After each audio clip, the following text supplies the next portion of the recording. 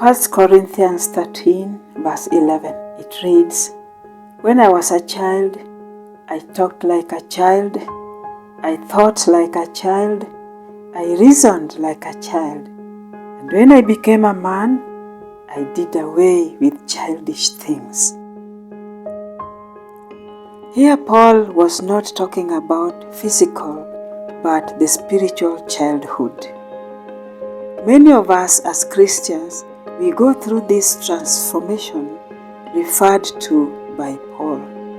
However, a number of us remain babies in the spiritual development and keep feeding on milk instead of hard food. In this episode, I would like to tell you a story of a slave. And this will depict our salvation journey, and I have titled it, "Lest We Forget." Welcome, my name is Sister Jennifer Ugembo.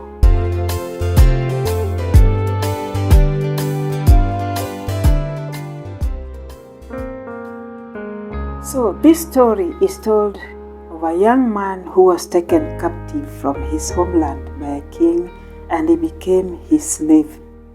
In the first few days, he felt very, very sad and lonely.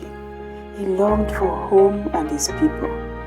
By and by, his fellow slaves encouraged him and assured him that he'd get used very soon.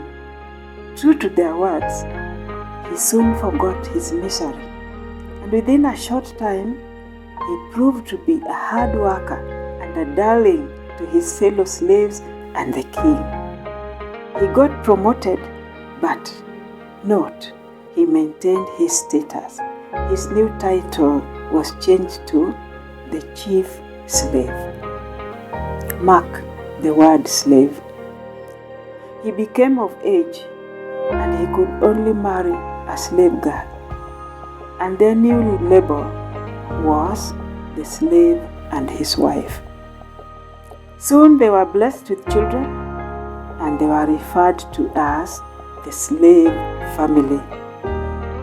He still proved to be the best and trusted slave in the king's kingdom, and he was made the king's personal slave.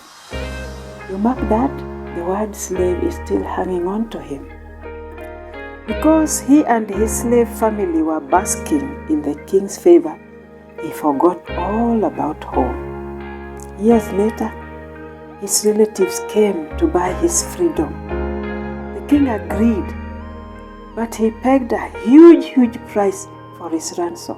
He was sure his relatives could not afford the price, and he would keep the slave all the same. The relatives, determined, went to look for the money, and in a short while, they brought the exact amount that the king wanted. The king was very, very surprised, but he could not reverse his promise. He had to give the slave his freedom. The slave was summoned, and the king declared him free to go back to his home. His ransom was fully paid, and he was no longer a slave. But he was given an option to leave or to remain. Imagine, he decided to remain. His relatives, after spending a lot of money, struggling to get the money, were very touched. They pleaded with him in tears for a number of days, but his no was final. They left, but he remained his status as the king's personal slave. He gained more favor from the king's household and his colleagues. After many years, the king fell ill and died. And as per the tradition of that country, the king was to be buried with his most favored slave to serve him in the underworld. So, the king's personal slave was dressed in a royal robe and a crown. Wow! he thought his day of glory had dawned, that perhaps he would succeed the king. But along the corridors, people talked in hushed voices when he passed along. He was finally called and informed to bid farewell to his slave family, that he was to be buried together with his master. Wow. He tried to protest, but it was too late. The king's personal slave was buried alive in the same grave with the dead king. His story is a great reminder that we should not forget and take for granted the great price that was paid at the cross for our redemption from eternal loss. For God so loved the world that he gave his only begotten Son, that whoever believes in him should not perish but have everlasting life. This is from John 3:16. Also, may we not waste our days serving allegiances which will not matter when we leave this world.